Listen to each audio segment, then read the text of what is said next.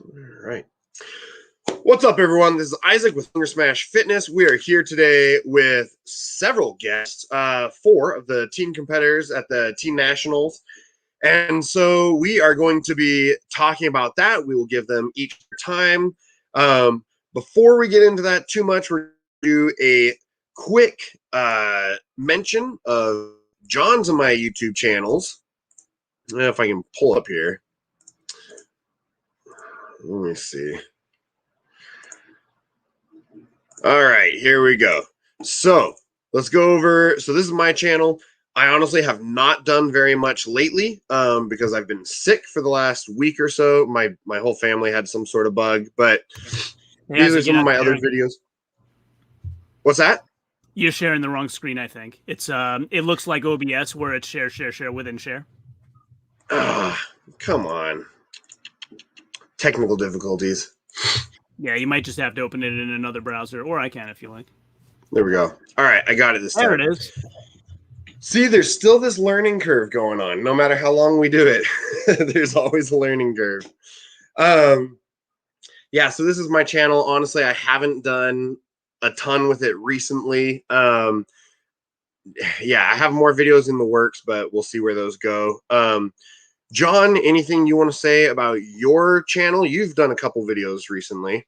Yeah, I mean, well, you had Doc McDougal on yours as well. So for those that don't know, we alternate weeks and we share our videos. So you know, whoever you'd like to support, feel free to do that. For those of you who are here and have not liked this stream yet, please go ahead and do so. I know we've already been entertaining in the first few minutes, and go ahead and subscribe to Hunger Smash Fitness and take out that little sticky pad and write down a note to yourself to subscribe to my blog, Strongest Man, when we're all done here. So you do remember to do that.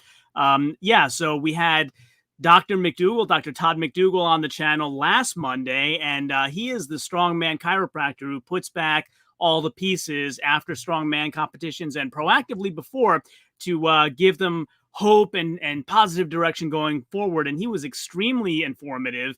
And if you haven't caught that one, again, watch it on Isaac's channel or watch it on mine. Either one, but it was watch it. Whatever you do, watch it. It was extremely informative, and I learned quite a bit about the evolution of chiropractic over time and the direction that Doc McDougal is trying to take it going into the future. So that one was awesome.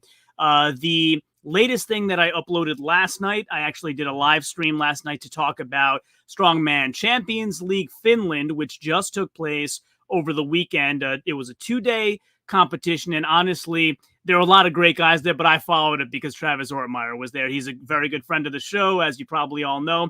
He's been on my channel and Isaac's multiple times and has been very supportive of us. So he teamed up with Jonathan Cotton. So you may know Tyler Cotton. Tyler and Jonathan are both pros. And so John and Travis teamed up, and you should go check out that video, or that now it's a video. It was a live stream when I did it last night for sure. The events were stuff you won't commonly see. Like the whole theme was, it was World's Strongest Team. So everything was either one guy goes and the other one goes sequentially, or at the same time. So there was one where it was an agricultural piece of equipment, Zercher type lift, and one guy on each side, and the bar wasn't fixed. So if you're not lifting with equal force, the bar's bobbling all over the place. They had a vehicle pull where 2 guys are pulling it at the same time in staggered positions from each other, all kinds of cool stuff like that. So if you haven't checked out that live stream I did, go check it out. You'll be very interested to see. And no, I won't tell you who won. Go watch the video. Thanks, Isaac. Awesome. Yeah, it was... Honestly, it was a great show. If you get a chance to look it up, it was a ton of fun, and the implements were just amazing. So that out of the way, I promised someone that I would make a quick mention of this. So the gym that I train at on the weekends is 360 Fitness in North Idaho in Coeur d'Alene. They have a bunch of strongman implements. So if you're in the Spokane area or Coeur d'Alene area or somewhere in northern Idaho, whatever, 3 or 4 hours away, go check them out. They're an awesome gym. They are hosting an arm lifting World Super Series. I was hoping to go, and it turns out that I actually have other stuff on that day. So it's this Saturday, August 7th at 9 a.m. All of the events are for max weight. So they have a Rolling Thunder. This is a misprint there, I think. So it's a Rolling Thunder, the 2-hand Genie Fat Grip deadlift, and then the Grip Genie Hilt, Excalibur style. And then the bonus events that are not included in the Super Series, but they are going in the actual competition, is the Golden Potato Deadlift. And then the BSS Flask, I need to ask him about this, but I think it's the kind of, it's like a triangle shaped plate. It's rounded on one side and it's a bit thick, and so you just do a pinch grip and try and pick it up for max weight. All super fun if you're into grip training type stuff. They're a bunch of fun, and yeah, I was really bummed that I'm not going to be able to make it. It looks like it's going to be an awesome event. I love the guys putting it on. So yeah, if anyone watching this is in the area, definitely go check it out. Doesn't matter, even if you're, we'll get into it in a little bit, but if you're awaiting surgery on your leg, you could probably still do a lot of these events seated and such. So keep that in mind. You don't have to do a lot of the regular lifts. You can do a lot of this other fun stuff as well, and just do some grip style events. So anyways, that is about that for there. Grip is awesome. My good buddy Costin Sutton, who's Strongman Corp state rep for South Carolina, recently did a grip contest, and they had a gauntlet. It was like 20 different implements, one after another. That was really really incredible to watch. And also, while I have the floor, I definitely want to call out, we have another competitor from Strongman Corp Team Nationals in the comments, and Ruben Trevino. Sorry, we couldn't fit you in. We had a 4 guest maximum, but we'll get you in on a future stream for sure. Ruben's 15 and competing as well in Team National. So Ruben, we'll definitely thanks for dropping by. Drop some great comments in here. We'll get them up. Isaac will get them up on the screen for you, and we'll definitely get you on in the future. Yeah, definitely. Yeah, so now that we have all of the boring necessity stuff out of the way, we can finally focus on our guests. So what's up, everybody? Let's start talking. So Luke, maybe since you're sitting right next to my screen right here, I guess let's start with you. How did you get into strongman? Yeah, what are your interests? What's your strengths? Yeah, whatever you want to talk about with that. Well, so how I started out in strongman, I started playing football in middle school and got introduced to weightlifting and stuff, and that started middle school, and then I really got into weightlifting freshman year of high school. And I just fell in love with it. Strength has always been just a fascination of mine. Just the title of World's Strongest Man, in my opinion, is the most alpha male title there is. And then I actually was in a restaurant and happened to look at TV, and it was 2016 World's Strongest Man. And I remember it was Brian Shaw in the kettlebell toss. That's how well I remember it. And I was just like, what the heck is that? And I want to be a part of it. So I wound up quitting the football team in order to pursue strongman. At our local gym, there was no implement, so I just started powerlifting.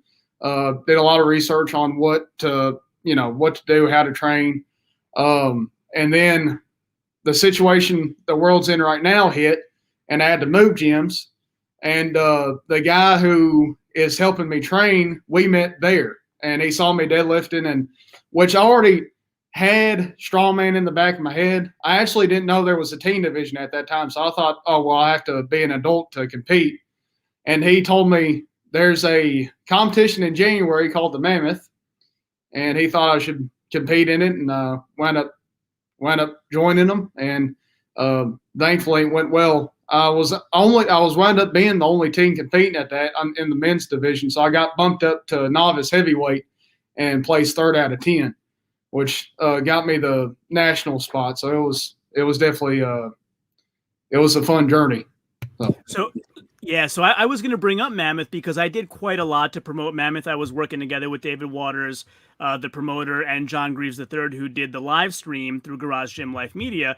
That was an incredible show. So are you saying you were heavyweight novice, like with Matt McDougall, like competing in that division? Matt McDougall, I think, won the Open. Okay. Yeah, he won the Open.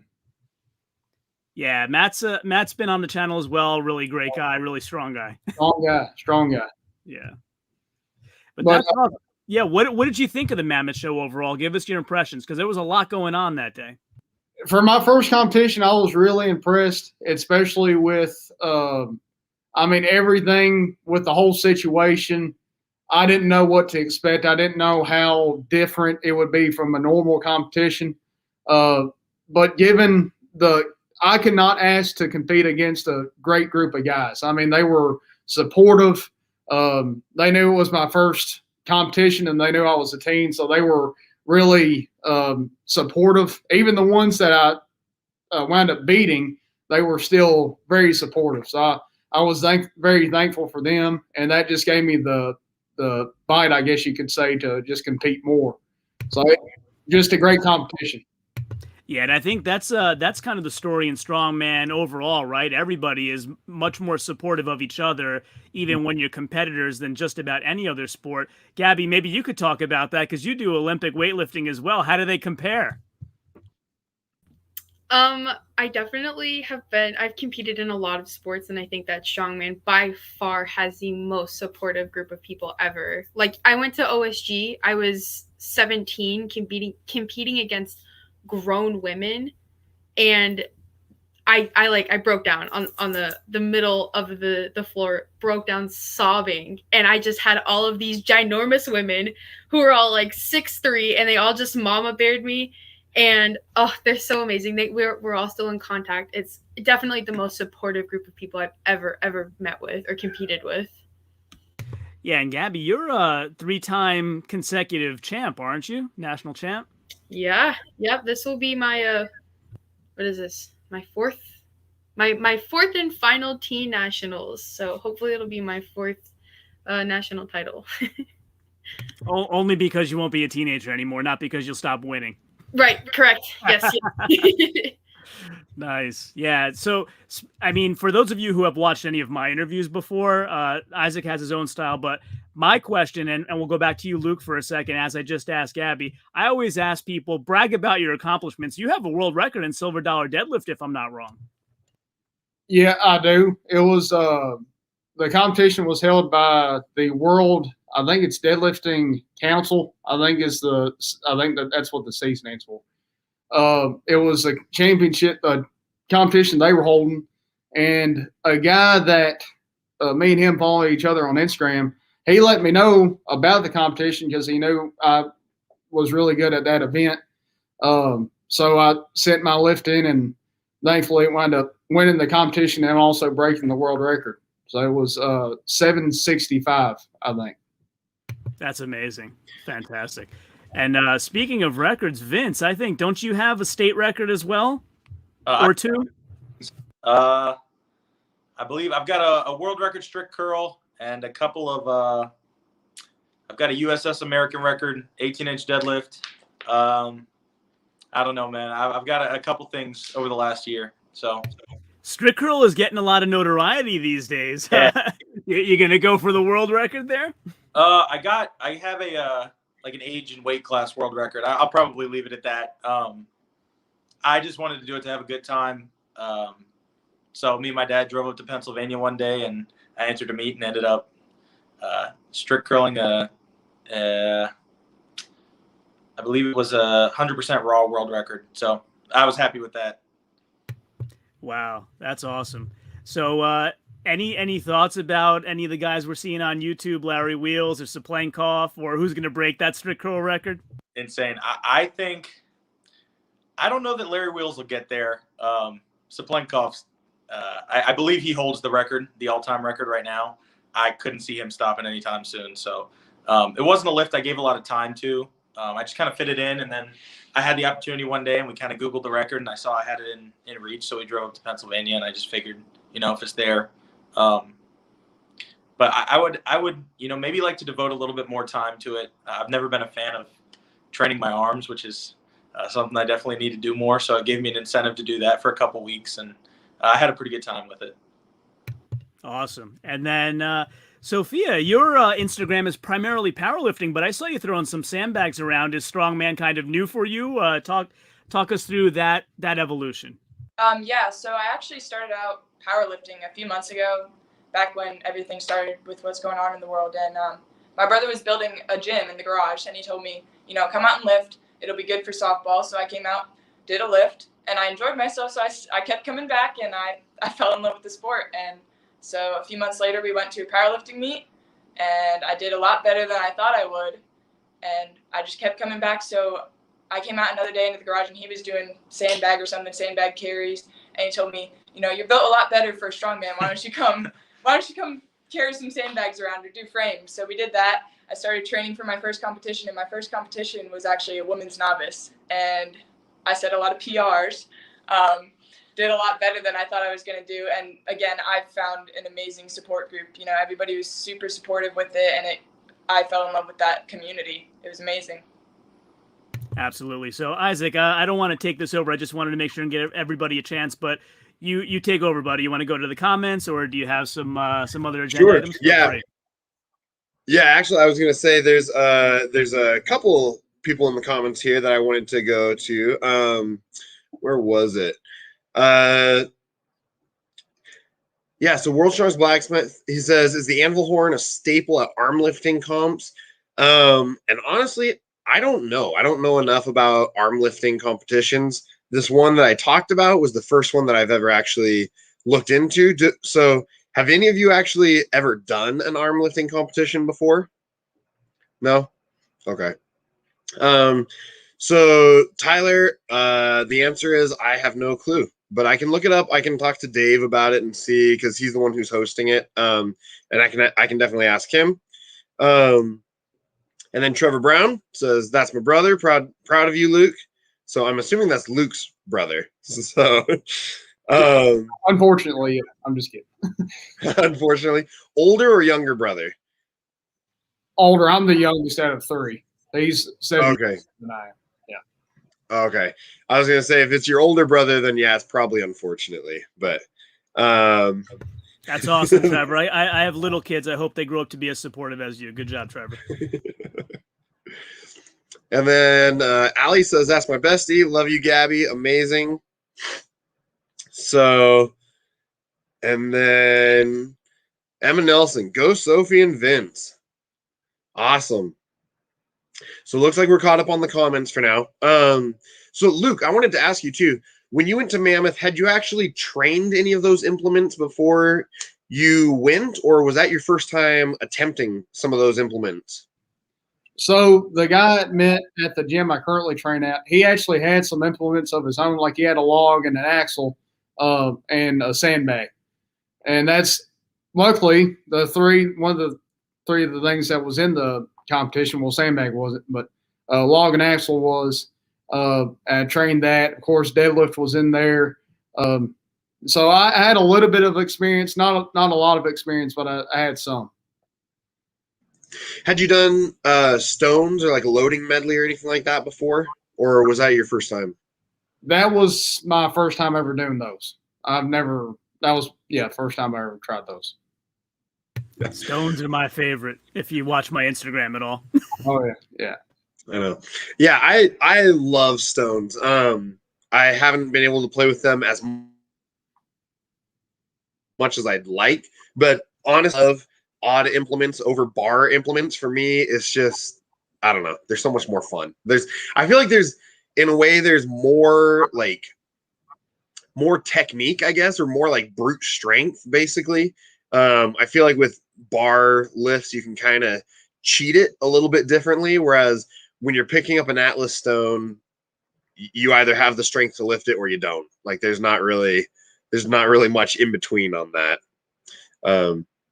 But yeah, so Luke, I guess while we're still kind of talking to you, because you just tweaked your knee not that long ago. You want to update us more on what the latest is with that, what you're doing in the meantime, and all that sort of stuff? Yeah, so I actually went to the orthopedic doctor today. Right now, we're still in the unknown. Kind of have an idea of possibly what happened. They think it's a possible tear. I've heard ACL. I've heard other things. But I get an MRI Thursday, so hopefully we'll get the best case scenario then.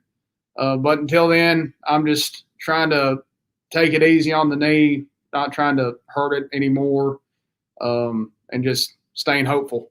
and staying positive. So, do they have you in like a walking brace or something like that for it in the meantime, or okay?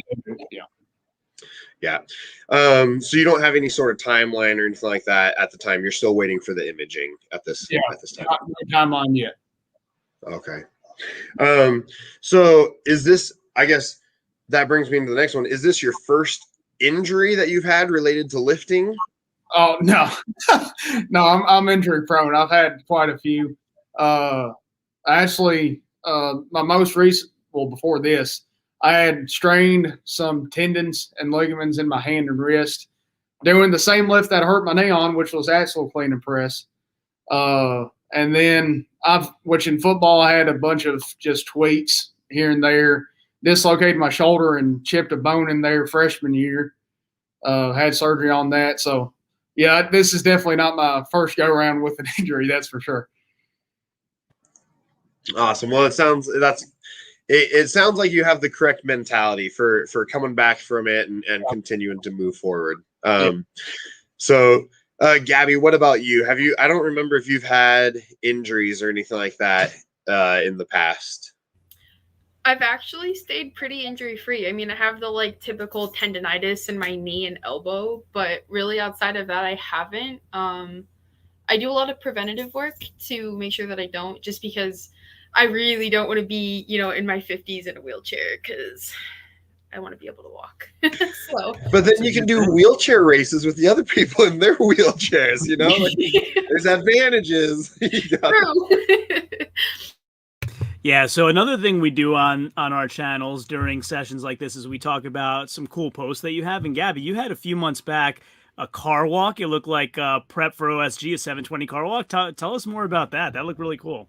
Oh my gosh, that was so awesome. So we ended up volunteering at Clash on the Coast, and Lynn Morehouse, he's the guy who puts on OSG. He's like family friends with us already, and he was there, and he brought the truck down because he knew a lot of people who were going to be competing at OSG were going to be at Clash on the Coast.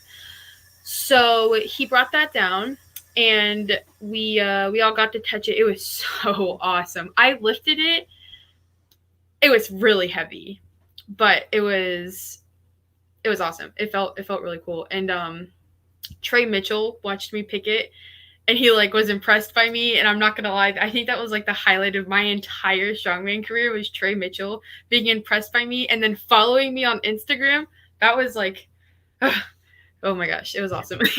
Trey's a beast, and he's also like a humble guy. Like you'll find him on Facebook groups that all of us are on. He's a very, very giving guy in that way. But yeah, so I was going to tell you, Gabby, you can kind of consider yourself a pro now because you were at Clash and I paid to watch it. So therefore I paid to watch you. So you're a pro.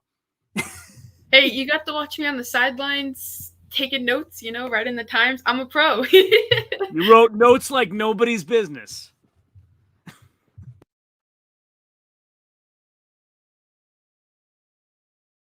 Yeah, Clash was awesome. That was it was quite a competition to watch, like watching all those events in the sand. We've had some of the guys on. So we had Andrew Mock on, we had Tyler Young on. Who else have we talked to? Isaac from Clash on the Coast. I mean, I've been in contact with Johnny Waz on DM, but obviously Anthony San Lorenzo, a good friend of the show. We've been speaking with him. But yeah, like I tried to get their opinions on how was it like to do those events in the sand, and some of them loved it, and some of them were like, yeah, it was hard. Yeah, volunteering and having to move the implements in the sand was awful. I left that competition, first of all, like 10 shades darker than I arrived because I was out in the sun all day. But I was sore because like my calves and my quads were sore from trying to walk in the sand. And I wasn't even necessarily one of the heavy lifting people. I was just walking around helping with little bits and pieces. I don't know how somebody could enjoy lifting in the sand because that was such a pain in the butt. Yeah, I mean, so just walking with that fire hydrant in the sand is enough, but a whole loading medley of, 5 implements? It was crazy. Yeah, it was insane. Really impressive. They were doing keg toss in this. I mean, it looked beautiful, but it must have been really, really difficult. But on kind of the theme of injuries, Vince, you have kind of a long lingering injury as well, don't you? And like, I don't know, is it going to keep you out of competition this time around, or how's that going? So yeah, I got injured. I did 3 competitions back to back to back. I'm in love with competing in the sport, so I just signed up, figuring that I would have a good time, and I did. And I definitely outdid my expectations. And then somewhere in the middle there, just deadlifting had a pop in my hip, and here we are. But I work with a really great coach and a lot of really great people.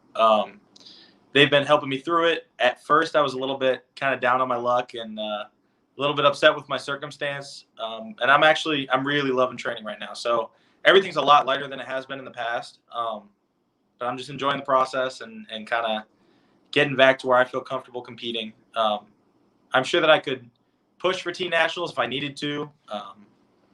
But I'm going to sit this one out and let Sophie take over and, hopefully show them what our family's about. So.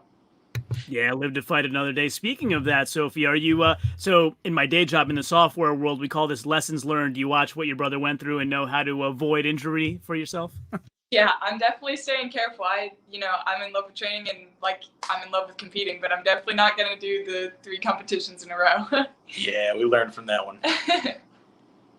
Yeah, I mean, I always ask people because I'm just a guy who works out in my garage from time to time and goes out in the woods and lifts rocks from time to time. But what do you two consider proper warm-ups for pick an event, deadlift, let's say, whatever your favorite event is? What would you say is your proper warm-up for that particular event? So I say, at least for me, I used to be a big static stretch guy, and I never had luck with it. And then the coach I work with now, actually, one of the most helpful things he ever told me, and unfortunately this was post-injury, but for me now, the best warm-up for deadlifting is just deadlifting. So I'll walk right into a gym and I'll put, super lightweight on the bar, 135, 225, and just reps and reps and reps, just to get my body heated up and ready to go. And then when I feel like I've drilled that muscle pattern enough, and I've got all my fast twitch muscles firing, then I'm ready to up the weight and keep going. So I just like warming up with whatever. And I think she does too. She's built of steel, man. It wouldn't matter. She's pretty injury proof, actually, knock on wood. So nice. Sophie, is that true? I would hope so. Like you said, knock on wood. I really don't want anything coming, but yeah, I think like you said, I'm not a big stretching person. It never really worked for me, and I never really was good about it anyways. But I definitely do like deadlifting to warm up because it's just good to get the motion in your head and know what you're doing, lock in your walk through what you're gonna do. I think it's better to do the motion to warm up instead of stretching. Yeah, I mean, I've asked this question of Travis Ortmeyer, like everybody that I've interviewed pretty much. And I'm trying to remember if it was Jamie Wilson, Brownsville Brute, who said, like, I warm up till I'm actually feel warm, like hot. And then I know I'm warmed up. Yeah, that is kind of how we operate around here. We're training out in about, I'd say about 90-degree heat right now. Yep. So it doesn't take much. But for us, it's just drilling that muscle pattern and obviously learning from mistakes. If I had to be the one to do it, then so be it. And I think as long as our outlook stays positive and we're doing the right things, we're staying pretty safe. So. Yeah, absolutely. That's awesome. Isaac, jump in whenever you like, buddy. Yeah, I was actually going to say, because coming at this from a physical therapy standpoint, so actually, I'm a licensed physical therapy assistant, so I actually went to school for a lot of it and all that sort of thing. And so there's 2 primary types of stretching that you can do. So there's static stretching and dynamic stretching. And static is where you're holding the stretch for a set amount of time. And it's really good for lengthening the muscle. So if you lack mobility or something like that, it's a great way to increase the muscle length, basically. But as far as pre-workout, dynamic stretching is much more beneficial. And that's literally just taking, whatever limb you're about to use and moving it through a range of motion repeatedly to get the muscles to start to fire up. And there's been a lot of different studies that have been done pre and post workout and all that sort of stuff. And it looks like pre-workout, you always want to do dynamic stretching, just get that movement, that mobility, and get the muscles warm, literally. And then post post workout is if you're going to do some stretching, some static stretching, that would be the time to do it when everything is already warm and a little bit more mobile, basically. Then you can do your static stretching at the end. But yeah, so just to kind of hop in on the tail end of that, all the research and everything that I've read and everything that I tell people is usually along those lines. But yeah, so I guess, Gabby, what are you currently doing to prepare for nationals and all that sort of stuff? You don't have to give all your trade secrets away, but what are you doing to train, I guess? So after March, it's been a little bit of a kind of difficult working out just because of life. I mean, it hit me really, really hard, and it was really hard to get everything kind of on track. But in June, I moved into my apartment in my university's town. So I'm down here pretty much full time, which means we had to shut down the gym at my house. So right now, I'm pretty much primarily Olympic lifting training, just because while I do have a sponsorship from a gym in Gainesville, I'm a little uncomfortable working out there just because it's with like a group of people I don't know, and they're not necessarily the most welcoming. And so I have a little bit of anxiety going in there. So mostly my coach, my Olympic lifting coach, he has me on really, really heavy Olympic lifting stuff. My body tells me that every day when I leave practice. And then once a week, on a good week, I go back up to Jacksonville and do some log. Mostly that's what I've been doing. So it's just a lot of strength work, because that's pretty much what's benefited me up to this point, is sticking to my normal stuff and then going to a competition with very little ideas to what I'm doing, and doing well. Nice. Yeah, and we don't have to get into March, but we continue to support you and anything you need. Yeah, no, absolutely. I appreciate that. It's it happened. Everybody knows about it. It's all right. It happened. We're working through it. I had an amazing community behind me. I still have that amazing community behind me, and they'll be there for the rest of my life. So that's, I mean, it really was a huge display of love, and it was awesome. I mean, not awesome, but it was. Yeah, under the circumstances, as good as it could be. So, I mean, we're Olympic time right now. What do you think in 2024? You're going to go try to compete in Olympics? 24, no, 28 is my goal, because first of all, it's in LA, so it's in the US. I'm not quite ready for 24. I just didn't have enough. That's only 3 years away. I don't have enough time. That's not enough time for me to be ready. But 28 is an honest goal of mine. My coach and I have discussed it, and so long as I continue to progress the way that I have been, he thinks that I have a pretty good chance. And he's not just blowing smoke up my behind. He really, he and I really have sat down and talked about it. And there's a chance, obviously, if somebody comes out and beats me, they're strong. There's no way about that. But the goal is 28. So well, you got me excited. I'm glad I asked. I'll definitely be watching. Yeah, that's exciting. So what about you, Sophia? What are you doing to prepare for nationals and all that sort of stuff? Yeah, so I've just been training static strength for the past 2 months, working on getting my strength up, working on technique, and now that we're down to the last couple weeks left, we're really drilling specifics of every movement and making sure everything's down and ready to go. Just so I'm ready as soon as I get into those movements, I know exactly what I'm doing, and it'll be quick and smooth. Do you know what the I don't remember what the events are for you guys? It's axle, a dead sled carry, sandbag carry, throwing, and a max deadlift.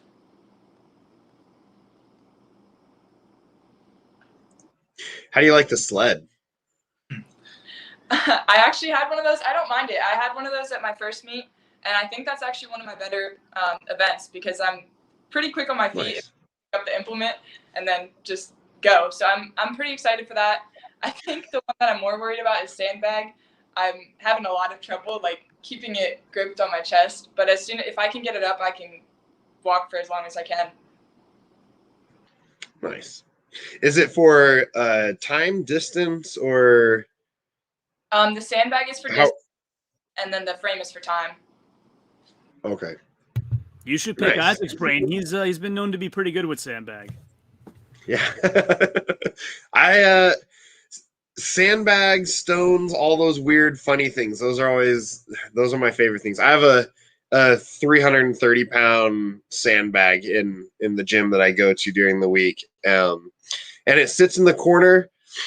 Every time I go and see it, it's exactly where I put it, and then I'll take it out and I'll play with it, and I'll do some floor press or whatever else with it, and then put it back, and it never moves. It always sits exactly there. So I was like, everybody else has the ability to play with it if they want to, and no one ever does. So we've got 30. I think I might have only picked it up maybe once or twice.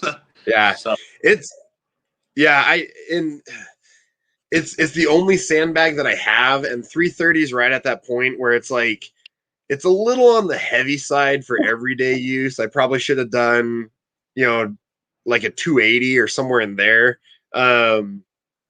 But it's fun, and it's such a satisfying feeling when you're able to grab it and actually like run some laps with it or something, and then you drop it and it just thuds to the ground, and you're like, all right, cool. That was heavy. So yeah, so segueing sandbag back into Mammoth, Luke, were you there to watch that sandbag record breaker that they had, where Wes Claiborne attempted and then Trey showed up to attempt it as well? Yeah, that was wild. I think, was it 500-pound sandbag? So I was going to ask you about that because it was 500 pounds, and I had some sort of feelings when I heard that's what it was going to be before the competition. What do you think? What do you think about making 500 pounds an opening weight? That would, oh gosh, I can't even fathom a 400-pound sandbag. So I mean, that's 500-pound. That's just wow. I couldn't imagine picking it up. So I just, clearly I've never picked up a 500-pound sandbag, but the way that I equate it is if you've ever watched Strongest Man in History, where they had Robert Oberst, Eddie Hall, Brian Shaw, and Nick Best, they did one episode where they went to this bar and they were trying to recreate, some old feat of strength where they would pick up the sandbag and walk around the bar with it. Yeah. And so they attempted 400, and if I remember correctly, it was Nick and Robert Oberst were the only two to do it. Brian bowed out because he was injured. Yeah. And I think Eddie didn't do it. Yeah. So, Yeah. And that was 400. This is 500. Yeah. And I remember they stood it up. They tried picking it up side to side at first, couldn't do that, so they stood it up and then bear hugged it basically. And to me, that I would think now with the 250, I prefer side to side because I just think if you do it long ways, the whole shifting of the sand just too complicated. But with that wide of a sandbag, I would think I could see where the whole bear hugging it would work. Yeah, and I think the only problem is if you grab it too far down at all, it's going to fall over the top, Yeah. What they did it's not going to be an easy lift. Oh yeah, definitely not. Yeah, what they did at Mammoth to try to keep the bag from getting too big is they mixed in, I think, lead shot or something. Like they'd put in something more dense with the sand so it wouldn't be just totally too huge to pick up. Yeah. And I think Wes Claiborne, if I remember correctly, lapped it, which was crazy. I think you're right. Yeah. Yeah, that's a dude that doesn't get enough notoriety, in my opinion. Like, I think he should be showing up at Worlds. He should be getting invites to Worlds. Maybe he needs to be a little more vocal, like an Oberst type character. Like, not that Robert doesn't deserve it, but I mean, when you speak up, you get noticed. It's as simple as that. Him and Marcus Crowder. I think Marcus Crowder. I mean, my gosh, I've never static strength, especially pressing. Wow. Yeah, I've interviewed Marcus. I interviewed him right after Mammoth, actually. What a great guy, too. He was awesome. He basically just got off his flight and got on and did an interview with me. Nice guy and super strong. He was great at Mammoth. Did very well. Yeah.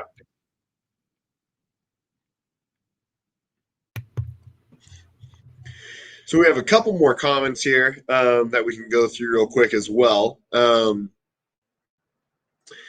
So Rebecca says, we're so proud of you, Vinny and Sophie.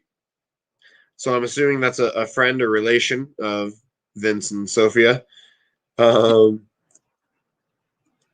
is? Yeah.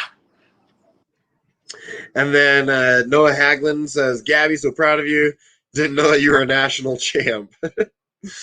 You don't go around telling everybody, Gabby. You got things to brag about. I feel like I probably say it a lot, so I don't know. Maybe I just missed it. Who knows?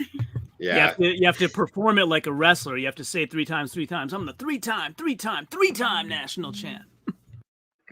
While waving your trophies overhead, and get all your.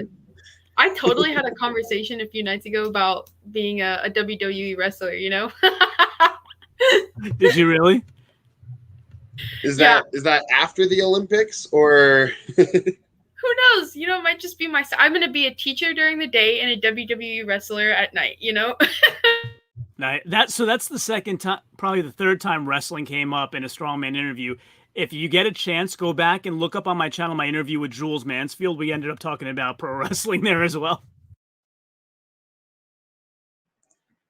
So on the note of trophies and such, what's the coolest award or trophy that any of you have won? Because you always see the little plaques or the little medals or anything like that. What are some of the coolest ones that you guys have won? I'm gonna go first. My absolute most favorite trophy I've ever gotten was I went to a local competition in Ohio because my dad's buddy's son was putting on the show, and first place got a life-size Spartan helmet that actually fits on my head. That is like the cool. It was handcrafted by one of the competitors. He made all of them for the first place people and donated them. It was so awesome. Oh my gosh.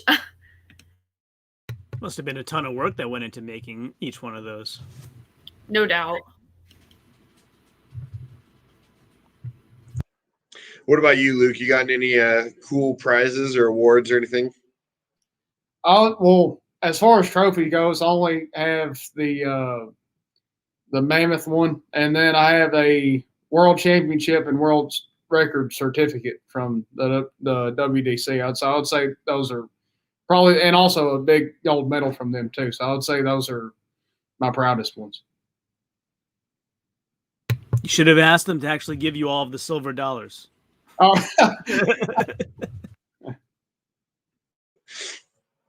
What about you, Vincent Sophia?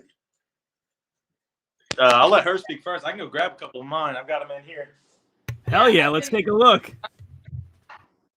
I haven't had that many competitions, so I don't have that many, but I think mine right now is probably from one of my powerlifting ones. I have a huge best lifters medal. That was for my first meet, so I'm pretty proud of that one.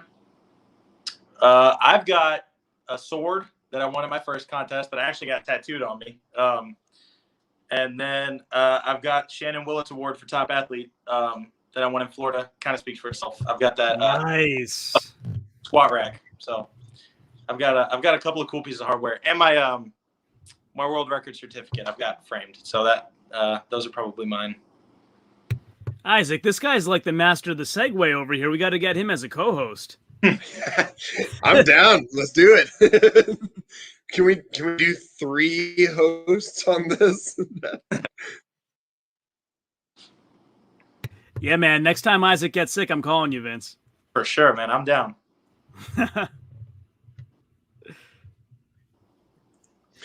That's awesome. Yeah, I've just gotten like a couple little medals and stuff like that at the competition that I just I was a spotter loader at, which Gabby talked about that.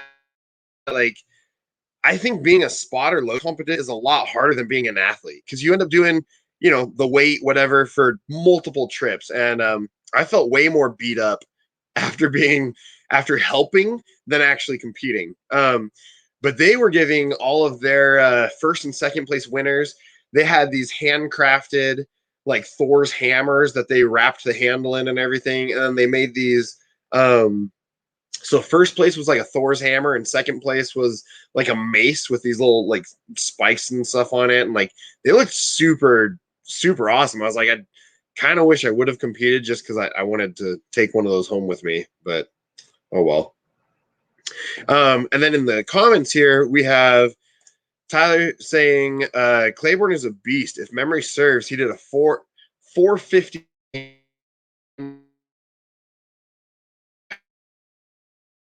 to shoulder once. That's pretty.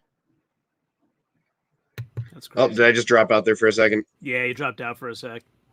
World's Strongest Blacksmith. Man. That's our buddy Tyler in the audience. So, Tyler, you know what'd be cool? Have you ever made trophies for strongman events? Tyler's a talented blacksmith. I would be awesome to see something that Tyler could make as a trophy or award. So I don't know if Tyler, if you've ever done that, but that'd be pretty cool. If you go over to his channel, he's actually doing some videos about making. Tyler, was it a Scottish claymore that you're making right now or something like that? He's been putting up some videos about that on his YouTube channel, and he's handcrafting this pretty sick looking sword. So maybe we can convince him to put that up as a trophy. Yeah, he's actually doing them in a multi-part series of live streams, so you get to watch it like from beginning to end. So that would be, definitely would recommend that. It'll be really cool.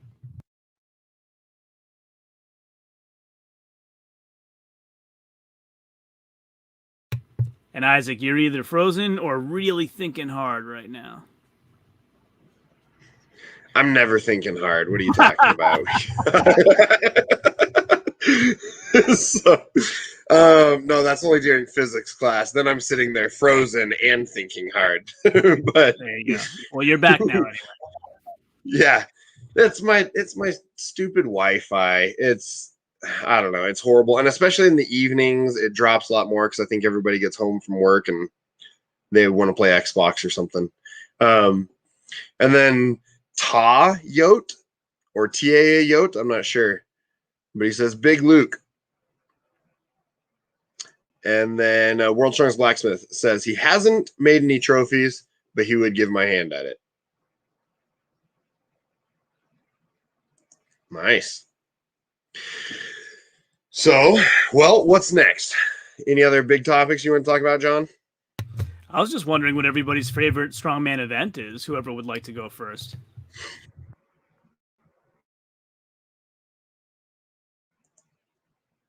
Well, I like Atlas stones, but I'm not one of the guests. So I like natural stones and I like circus dumbbell.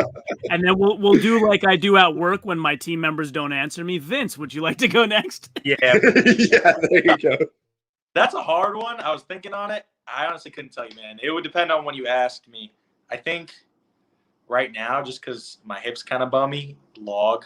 I sucked at overhead for a really long time. I was never a real strong kid. And overhead was always really weak for me. And then when I started training, it shot up. And then when I started training with this coach, it really started going up. So log is something I really enjoy. But depends on when you ask me. I love it all. So. Yeah, I think mine is definitely Atlas stones. I think that was one of my worst events to start with. I couldn't even pick up. We made this rock, a stone we call the pebble, because all the rest of the stones in our garage are over 200, and this one to start for me was 120. And he was like, "No, you'll be able to pick it up. It'll be all right." And I couldn't even lap that to start with. But I think one of my favorite things about any strength sport is just seeing progress, and I love Atlas stones. It's just one of my favorites now. Awesome. That makes two of my guests now. Donna Moore loves Atlas stones too. Donna Moore has an amazing reason why she loves Atlas stones, though, because she's like one of the best in the world at, well, kind of everything, I guess. But yeah, she still has the record for Atlas stones, I believe. Jessica Fithen was getting pretty close though, and I mentioned that to her, and she's like 39 pounds off or whatever it was. She's like, "That's an eternity. It's not as close as you think it is." What about you, Gabby? What's your favorite event? Probably anything moving, just because statically I'm not super strong, but like, I love carrying things. Like the sandbag, I'm super looking forward to that. And yoke, I love yoke. I just like the moving events. Anything that I can be fast at, I'm probably gonna do pretty well at. Gabby, you have any technique tips for yoke? Yeah, start your feet out slow and do little steps, and then you speed up as your stride gets a little bit wider. And you always go heel toe, heel toe. You never do like weird steps. And just try to make sure your pick is even, because it definitely sucks if it's uneven and you're wobbling with it. So yeah. Good tips. Gabby, do you prefer the high pick or a low pick? So do you prefer like just an inch of clearance or something off the ground, or do you prefer like 4 inches of clearance off the ground? I definitely think there's a sweet spot. You don't want to be too low, but also if you're too high, you're basically back squatting it. So I definitely think probably like 3 or 4 inches is about perfect for me, in my opinion. Just because if you do end up having a little bit of an imperfect pick and it's a little wobbly, you have a little bit of leeway, so it's not crashing into the ground. So, yeah. And Luke, what's your favorite event and why?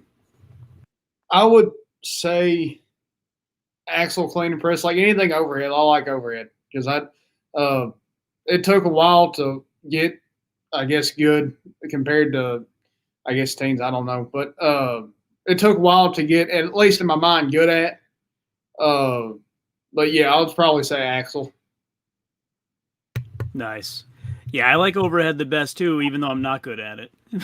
Yeah, it took a while. I'm at a regular bar. I'm at 340 overhead press. But. Wow, that's amazing. That's a big overhead press. We got to get you into the forest with me, see what kind of stones you could put overhead. Oh yeah.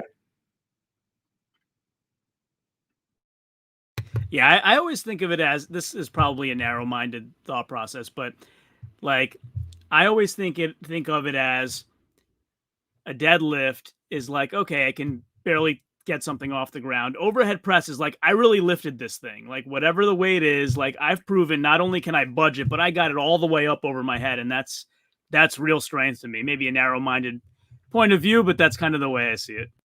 I agree. I have that same mindset too. I think, yeah, yeah.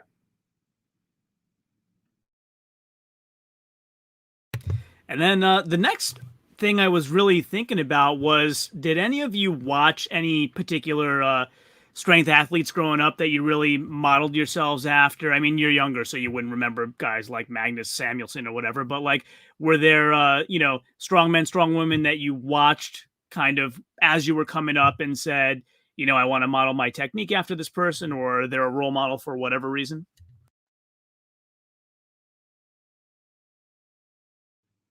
I would say mine would be Brian Shaw. Like I mentioned earlier, that is my earliest memory of at anything strongman. Him, 2016 kettlebell toss. He actually dominated that one. Just went through the first 4 like it was nothing. Ever since that, found him on YouTube and have just been studying him to the T. Just everything he does, I try to take away from it the best I can. Did you see what he did with keg toss at World's Strongest Man this year? Yes. Unbelievable. Unbelievable. He went in with the record. I believe 3 guys, no, including him, maybe 4 guys broke the record. It was Janasha, Brian Shaw, Maxime, and Isaac. Who else was it? I think it was 4 guys who broke it. And then they went to the next highest weight, and Brian had to break it again to regain his record. And he's just... those kegs are no match for him. Like he has an extra piece of his technique that the others don't have. I get it, but he's also incredibly strong. I think it was Tom Stoltman. I think I might be wrong though. That's who it was. You're right. That's what I was going to say. I think it was Tom. Yeah. Yeah, so we'll see, because I've made this comment before. At the Shaw Classic this year, he's having sandbag instead of keg, and I think the kind of floppiness in the handle of the sandbag takes away that advantage he has with the keg technique, where he goes up an extra time before he comes down. So kudos to him. He's making it an event that's more equal for everybody. So we'll see if he still dominates. I mean, he probably still will, but that'll be again, kudos to him for not making the event something I know I'm going to kill at,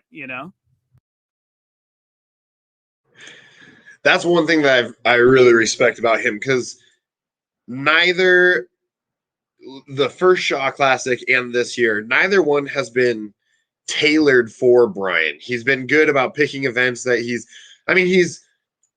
pretty good at pretty much everything. Like, he doesn't have an event that he's really horrible at. But he's been good at picking events where it's a fairly level playing field. So I think he's been doing a good job with that. Yeah, Are any of you planning on watching it, or maybe? I definitely keep up with stuff like on social media. I don't really know how to like work streaming platforms when it comes to live events or anything. So I definitely like that's what I've been doing with the Olympics is I've just been after it's done, I go back and check on how everybody's done, especially with weightlifting. So yeah, so it's probably what I'll do, you know. After it's done, I'll go through and scroll through everybody's Instagrams. Gabby gets all her strongman news from my blog, Strongest Man. Absolutely. Well, I think he's going to do it the same way that he did it last year, where you get a membership to the Shaw Elite Club, which it's like $8.99 a month or something like that, and you can get it for 1 month and then cancel it at the end or whatever. Yep. And then they film everything one day, and then it'll be on the club the next day. Then, so if you bought the membership, then you can watch it, and if not, then you just have to wait until it goes to the public. Yeah, it should be awesome. He got a really big space. I think it's a 25,000 square foot space this time. He's having a giant apparatus built that will accommodate for multiple events. He actually did a behind the scenes, Isaac. I don't know if you saw it, but he was showing the fabrication of some of it, which I thought was really cool that he kind of did that behind the scenes viewpoint into what was happening there. But it should be awesome. Like one of the medleys is crazy. It was like it ends in an arm over arm pull, but like the beginning of the medley has nothing to do with that type of movement. I forgot what it was. It looks like it's going to be pretty hard. It looks like it's going to suck, but it's going to be really fun to watch. So, and especially because they're at altitude. So last year that only got there a couple days before. And I know like most of my wife's family lives out there. And when you go from sea level to a mile high, there's a big difference. You get gassed really quickly. And so I wonder if they're going to make sure everybody's out there like 10 days early or something to make sure that they can accommodate or acclimate or whatever you want to call it. My big question, though, is this. This is what I'm wondering more than anything else. Since the Stoltmans can't make it this year because their sister's getting married, who in the heck is Novikov going to go elk hunting with?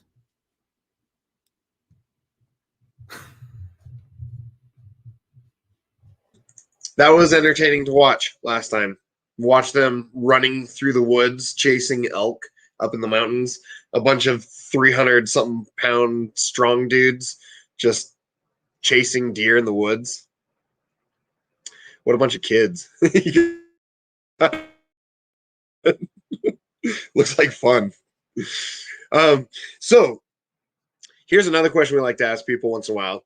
In your opinion, who are the 3 greatest strongmen of all time? And since we have ladies on the stream, strong women Did as I well. freeze Let's do both. Strong women. There you go. I'd go ahead and say for me, Kaz and Big Z are probably my top 2, and then from there it's a toss up. I think Brian Shaw's got to be top 3, but there's so many guys you can put up there. I mean, Magnus for Magnuson is another one that like I remember going back and watching. I've seen probably everything he's competed in, and I'm kind of a self-proclaimed super fan, so for me it's really hard to narrow down. But definitely Big Z is probably the GOAT for me, and then Kaz has also got to be up there. So, Isaac, do we have some kind of prize for Vince picking my exact top 3? A little bit different order, but I got Kaz, Brian. I was just gonna say, like, yeah, I got Big Z, Brian Shaw, and Kaz. 1, 2, 3.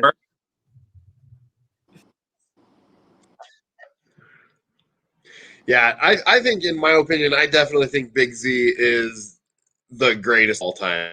He's I mean, because not just looking at World's Strongest Man, but looking at all the other competitions that he would compete everywhere across the board. Yeah. But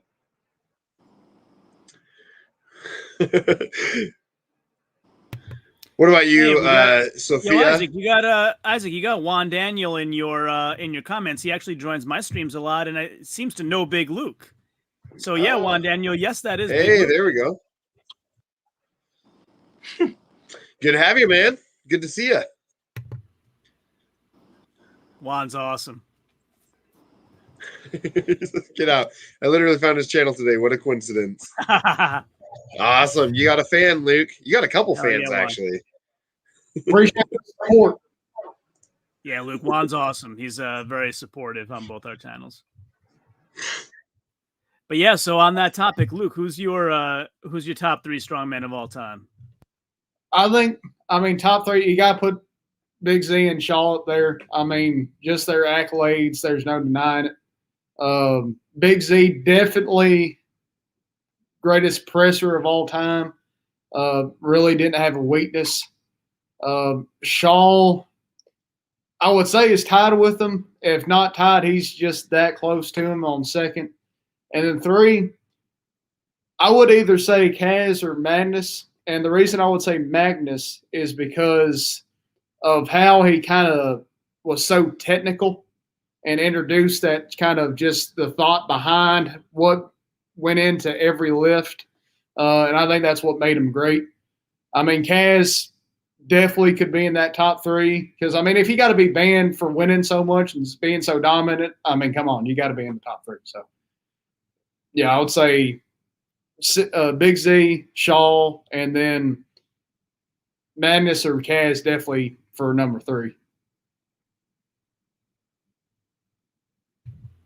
Awesome. And somebody, let's talk about the greatest strong women of all time, whoever would like to. I mean, I think. Oh, sorry. Go for it, Gabby. I think 3 is really hard. There's so many, but go ahead, Gabby. My opinion on them is mostly I don't know. I feel like there's not, like, I don't know any like classic strong women. I only know the women that are kind of now. My top 3 are probably, I mean, it's difficult because there's 4 names going around. You know, it's Donna Moore, obviously, like, amazing woman. All of these are amazing women. They make my heart so happy. Jessica Fitton, Victoria Long, and Haley Randall. I mean, 4 really strong women. Oh my goodness. The lightweight, God, dude, what's her name? Beck Lorch. Top amazing women. Those are 5 awesome women. They're all super strong. And I spent a really long time with Beck at Clash on the Coast, and she's so down to earth. She's so willing to, like, I asked her a couple of questions, and I follow her on Instagram, and she's so open with the struggles of being, I mean, all of them, all women in strength have to be open with what it's like being a woman in a strength sport. Like, there's always a stigma because it's a male-dominated sport. And I just saw him say Lovelace. Rhiannon Lovelace? Yeah, she's strong. I feel like I don't know enough about her. Like, I follow her, but I don't know a lot about her. I do know, though, that she changed the log at OSG from the, like, what is it, the 9 or 10 inch to the 12 inch. And that kind of put a hinder on my training because I'm used to the, like, smaller logs. So I had to change that 12 inch. That 12 inch is a whole other beast. But that's just because, like, a couple of years ago, she ended up missing, what was it, first place because of the fact that she trained on the 12 inch, and OSG, like, is kind of, the hierarchy is British and, you know, whatever. So she's cool, but I don't know enough about her. But anyways, yeah, Beck is amazing. She's amazing. All of them are amazing. They're all really strong, and I love watching them all compete. So I would say mine are, it's hard. Donna Moore, Andrea Thompson, Becca Swanson. But I mean, it's Donna- hard. Like, Like when Jessica Fithen finishes her career, she'll probably be there, you know?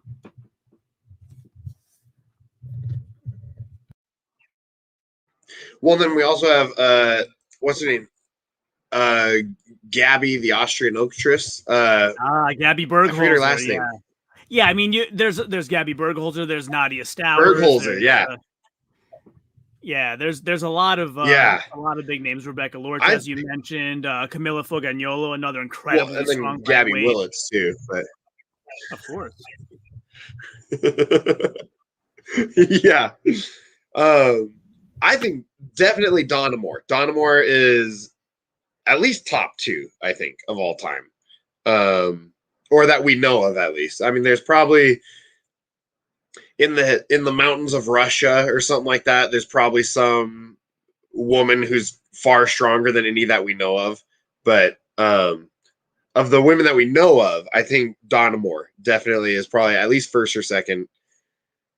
I think Jessica Fithen is going to be there soon. She's well on her way. Yeah, but I don't know with the others. I'm not sure. There's a bunch of them. Yeah, I mean, I would say you got to throw Haley Randall right around that top 5.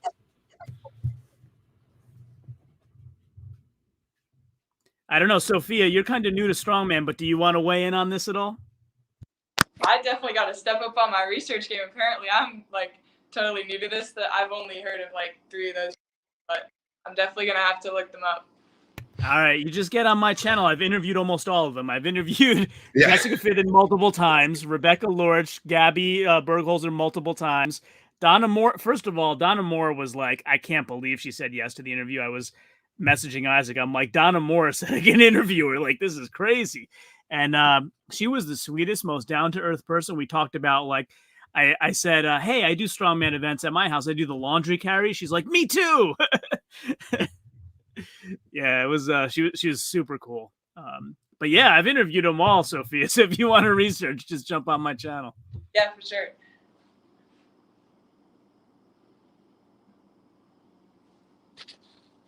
Don't worry if you want to meet any of the big name strong women, go around them, cry, and then they'll hug you and love you forever. That's how I got Jessica Fithen on my channel. I just started crying. No, I'm kidding.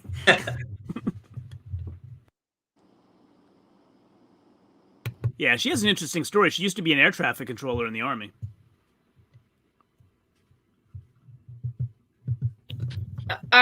There's a Victoria Long is a person who I feel like is recognized. I think she's a really, really strong woman. And she's kind of been within the strongman community. She's been kind of handed some not great cards. Oh my gosh. So she was trying to qualify for the Arnold, I believe.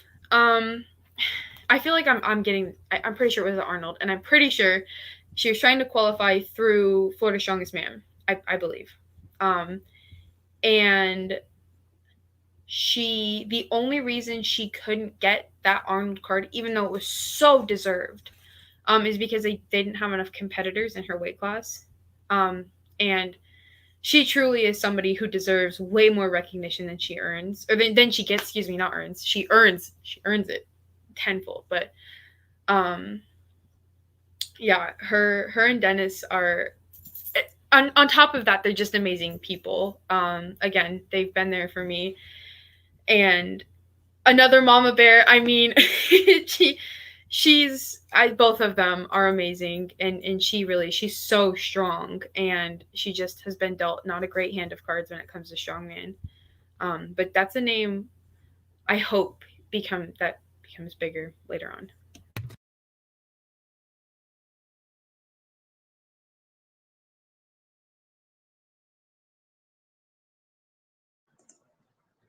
You're muted, John.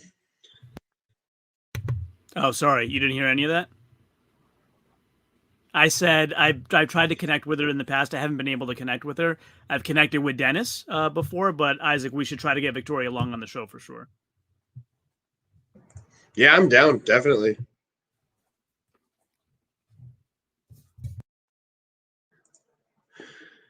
was gonna say too, because World Strongest Blacksmith commented here about, because we mentioned him making the swords and everything, and he said he had to remove the first part of the series. He's going to be uploading the next parts in video stream.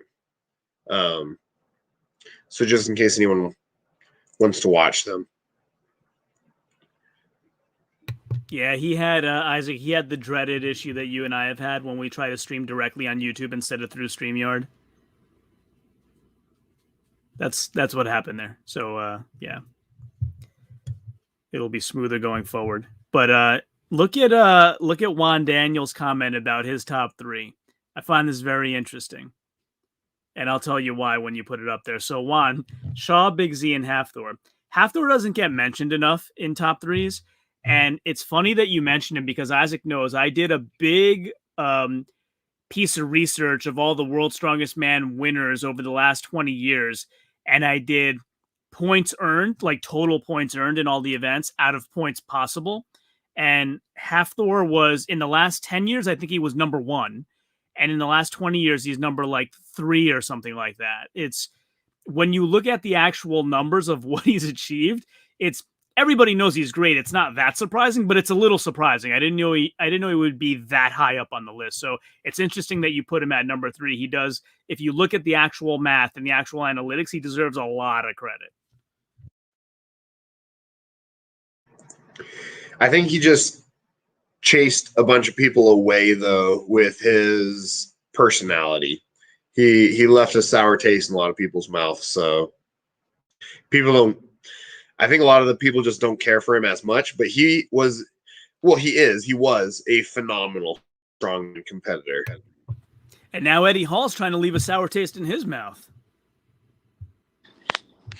Yeah, Halfthor was going to be my third, if not for Kaz there. I think if he had stuck his career out, he'd be top 2. Yeah, I don't know that he would. I don't know that he would replace. But yeah, I got to give you credit, Vince, for knowing about Kaz. You know your history, buddy.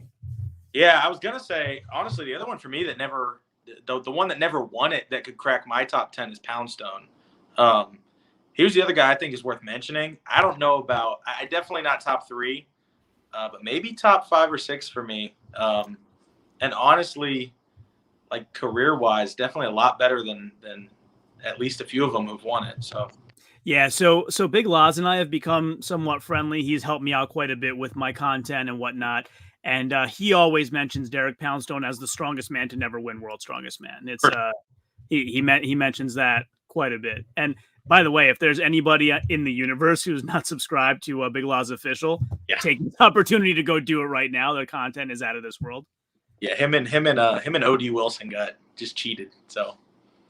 I think that's another one. So when I interviewed Big Loz, I asked him about that. I'm like, should OD Wilson be a one-time World's Strongest Man? He's like, absolutely. Yeah, that race. Come on, man. That's not. I guess if that was planned for the final, but I don't know. I don't think you would ever see that today. But that's kind of the beauty of the sport. So I don't think that you can really, like, the chips fell where they did. So, but he's. I thought I heard they changed that event though. I don't know if I'm wrong, but I thought I heard they changed to that event. And I've heard some people say that they just kind of threw it in at the end, and in that case, I don't know. That ought to be a little bit more controversial than it is. But I guess part of strongman is maybe being prepared for everything, and that event was definitely not suited for him. So I guess, but in my mind, he was the strongest man that year. So.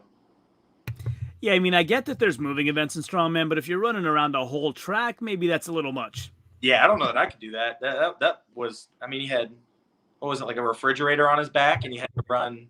It was bricks. It was a load of bricks. That's right. A 400-meter race or whatever. I don't know that falls under the umbrella of strongman for me, but he was undeniably strong. So he's probably at least in my top 15. He never won. Yeah, absolutely. Yeah, I think strongman ends at like 100 feet. You know, I think that's the furthest a strongman should have to travel. That's a good cutoff. We training those max distance sandbag carries for nationals, and that is something else, man. Carrying a sandbag for 2 or 3 minutes at a time, that's foreign territory. So Here's the thing, though. If you're talking about Corey Butler, you have to go farther because I think she did a Husafeld stone for like 275 feet once or something something crazy. Yeah. At Nationals last year, we had to do a Husafeld carry, and I did it for, I think it was 182 feet or something. And by the end, that was awful. By the end of that, I was like, I just kind of want. I also started that off tripping and like laughing while I'm lifting this. What was it? 220-pound Husafeld stone. I remember. That was fun, but it was really too long. We're on like a little slant when we were walking, so the whole time I'm standing, I'm like crossing my feet. And it was like 90 degrees out, but it was really fun looking back on it. It was tons of fun, but oh my god, dude, me tripping and I was like, I'm gonna lose this event because I am about to drop this with 5 feet. There was one girl who I remember her picking the stone. She tried to pick the stone like 10 or 12 times. And then when she finally picked the stone, she ended up going like 150 feet with it. Yeah, she's awesome. I keep in contact with her because I helped her. I helped her pick that, and because she was really struggling, and apparently she had like no technique work, and so my dad and I sat there and helped her pick that because she definitely had the strength. It was awesome. She's so cool. Yeah, so speaking of slants, Vince, you're well prepared to come into the woods and lift with me because the whole woods is on a hill. Yeah, I would love that. Speaking of which, we got Juan in the comments here who says we have to get John to sign up for a comp. From the looks of it, he's the only one here who has not competed or doesn't have a current comp lined up. You're right. John, I gotta say, you can sign up as a lightweight novice and try your luck. What's the cutoff for lightweight? What was that? What's the cutoff for lightweight? Under 82 kilos? I think so. Yeah, I could probably make that. I'd have to look it up because I know some of the contests are a little bit different too. Sorry, everything keeps freezing for me, so conversations are spotty, it looks like right now. I'm actually going to host my own comp. It's going to be my block strongest man. I'm going to invite the other 9 guys on the block and kick their coolies. As long as you live stream it. That's all we ask. I gotta find a way to do that. I probably told you the story, Isaac. I went across the street to the other block and I challenged one of those guys one day, and he's like, "I concede, you win, man."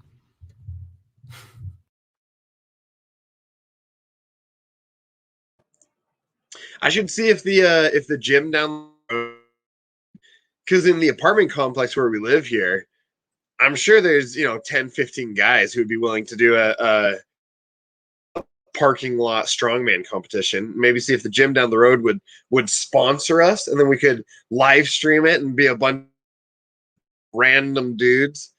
I'd win, but I mean, it'd be fun. Now you're thinking like a businessman. Speaking of, if you haven't liked this stream yet, go ahead and hit like, subscribe to Hunger Smash Fitness.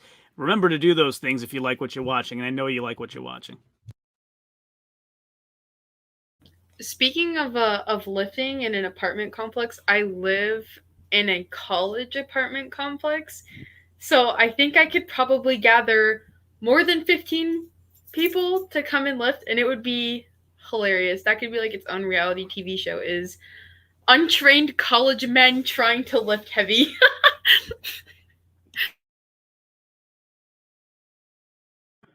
Yeah, you could invite John and I to comment on it and do the after show. Absolutely, y'all are welcome. Hey, it's just gonna be a bunch of really drunk gators, Nice. Yeah, we can do some good commentary. I actually have something. I don't know if I'm allowed to talk about it yet, but I have something coming up in February, a show that I'm doing. Supposedly, if the world situation doesn't get any worse, I'm actually flying out to do color commentary, so keep an eye out for that.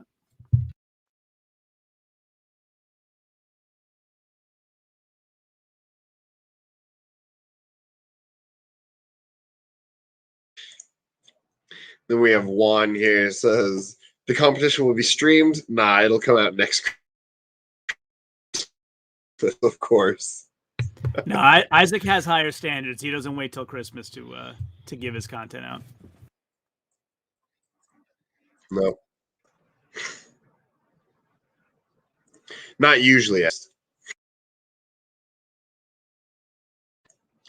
I really choppy? Because it like everyone else keeps freezing, so I'm not sure if I'm cutting out. Is it me or is it everyone else? It's you. It's not everybody else. But it's not that bad.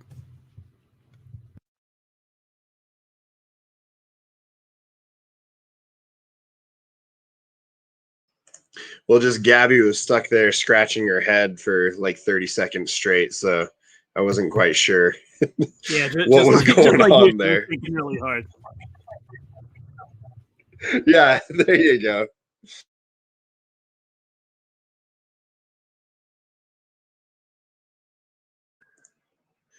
All righty. Well, we can go ahead and start wrapping this up here. Is there anything else big that anyone wanted to talk about? Or John, anything you want to cover? No, I mean, do any of you have anything else exciting on the horizon in the future after Teen Nationals that you want to talk about and get people excited to follow you on? And in addition to that, tell people how they can follow you best as well.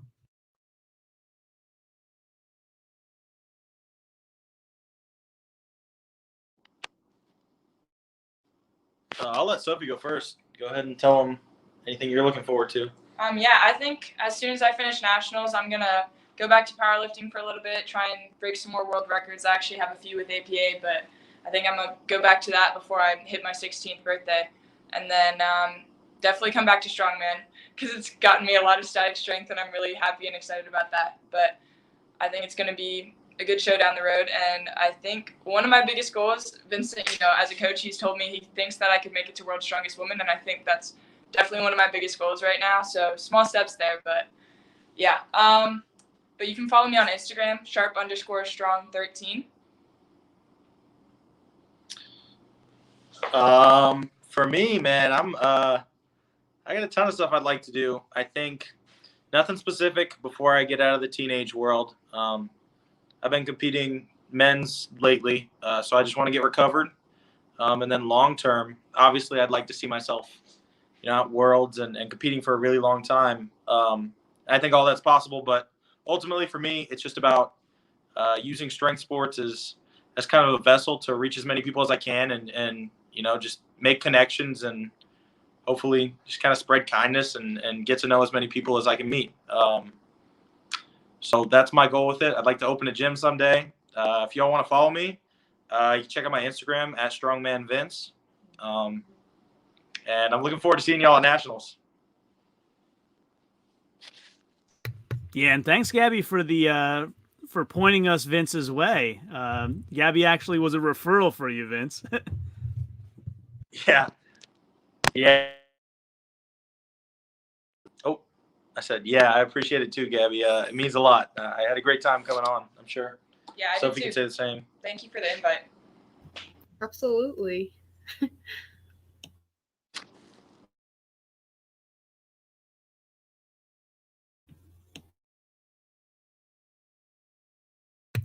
So, Gabby, what are you up to after Nationals? So let's see. I have a local Highland Games-esque thing that I'm kind of coaching a couple people through, and then November is OSG. We'll see what weight class I'm competing in because right now I'm not on track to be where I need to be. And then after that, I'm really not entirely sure. Strongman, I'm kind of struggling to find competitions near me that I can do. So I think it's just going to be a lot more Olympic lifting after that. I'm still going to compete in strongman, absolutely, but and yeah, like Vince said, I'm in the sport to spread positivity and awareness because it's a growing sport continually, and I think that there's a spot for women, but they need to feel welcomed and supported. And I'm a huge advocate for that because I don't know, I love seeing communities come together. So, yeah. If y'all want to follow me, it's Wicked Strong Willets, one long word. So, yeah. Awesome. Yeah, we're together on that one. I've actually tried to bring a lot more support to the females in the community since I started my channel, and which I think is evident by the interviews that I've done. I think they don't get enough notoriety, and they should feel kind of more welcomed and get the attention they deserve. And on that note of being welcoming, Gabby, I'm going to personally invite you to the contest that I'm doing color commentary at. So if you're looking for something in February, would you go to South Carolina? Absolutely. That is not far away. I would totally drive up to South Carolina. So Juan Daniel in the comments thinks he has me figured out with Cupid's Clash. It is not. And in fact, like, I know the state rep who's putting on the contest. He's a good friend of mine, and he's been putting it all over his Instagram. So I don't think there's a need for me to keep it a secret. It's South Carolina's Strongest Man and Woman, February 8th. So I'll be there live. I'll get to meet you live. Perfect. Yeah, absolutely.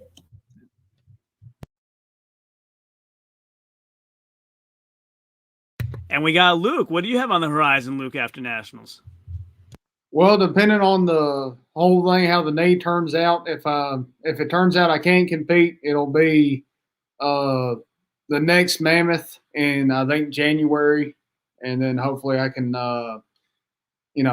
qualify for Nationals then, and then get the title for heavyweight division next year, and then from there just go about as far as I can. But way to follow me, Instagram is Strongman Luke Brown, and then I also have a YouTube channel. It's just Big Luke, and so yeah. Yeah, and special thanks to you, Luke, because this whole discussion was kind of your idea. You came to us and said, hey, let's talk about Team Nationals. It's coming up, and it'd be a great discussion to have, and it has turned out to be that way. So special thanks to you for reaching out and making this all happen. We really appreciate it. Thank you for having me. Yeah, absolutely. So one other thing I was wondering, Isaac, I know you want to wrap it up, but I don't know if any of you follow JT Sowards at all on Facebook. Have any of you done a weird lift before? Because we had him on and I tried one one of his lifts while we were on the air, and I succeeded, not at the weight he does it, but I succeeded. I did a one plate in my mouth, like with a shirt. So have you ever done anything weird, any of you? Yeah, I've done all sorts of stuff. I did a lot of classical, like old strongman feats, like rolling up frying pans and stuff like that, and like ripping decks of cards. And I've pressed a couple people over my head. So I tend to have a lot of fun with that stuff. I think that's awesome. Being able to like use the strength you've built, for me, it's kind of cool. That's my party trick, is to throw somebody on my back and back squat them. Like my boyfriend and his little brother are 6'3" and 6'1", and I'll put them on my backs and just start back squatting them in their living room. Nice. How about you, Luke? Any weird lifts? It was before I met JT at the Mammoth, October 2019.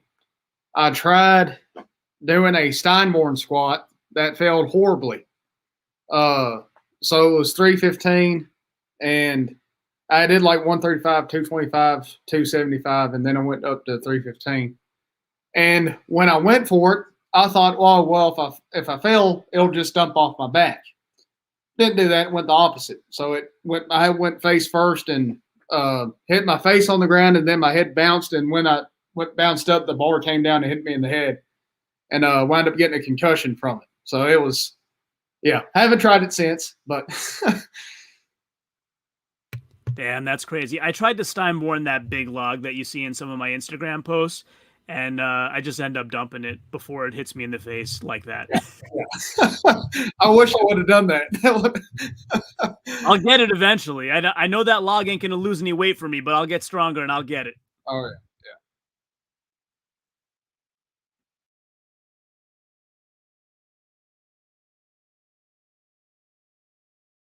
So what do you say, Isaac? You want to wrap it up for the evening? Send us home?